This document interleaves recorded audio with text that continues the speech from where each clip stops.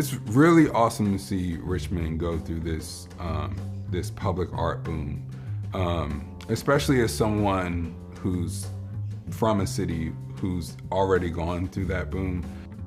I grew up in Philadelphia. I didn't know it at the time, but that was like my art gallery. I mean, in Philly, you can't walk a block without seeing a mural. And they're very community driven. The murals look like me.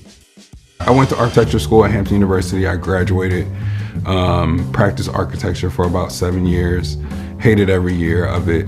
And the recession hit in 2009, and I had some time to kind of be me, and started making art. Did more art in 2009 than I've ever done in my life, and ran across some really good opportunities. Was asked to do my first mural. I did that mural and fell in love with the process. I wasn't a muralist. I wasn't known as an artist. It was something that someone said, here's a free wall. You can do whatever you want to. It was a politician holding a gun to his head. And so once I did that, some people had some complaints about it. It was the first time that I realized that people were consuming my art. And so that was the first time that I thought, hey, like, this is something. And it also awoke in an accountability to the community in which these things live.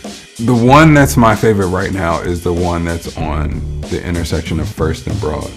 And that was done with Girls for a Change. And not because of any aesthetic reason, it's because the girls kind of poured their heart and soul into the meaning of that.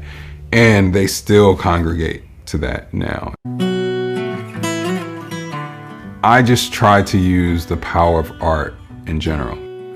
I have kind of been trying to be an example of a living, breathing Black artist, which sounds funny, but the reason I did not go into art was because I didn't have an example.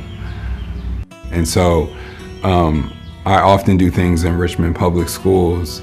And when I do those things, I make it a point to go to the art classes and talk and do things like that, because I think it's important for kids to see that you can be anything.